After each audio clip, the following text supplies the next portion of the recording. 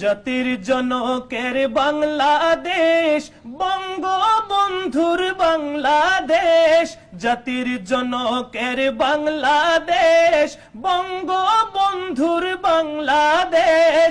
রহম করো আল্লাহ, দয়া করো আল্লাহ, রহম করো আল্লাহ, দয়া করো আল্লাহ।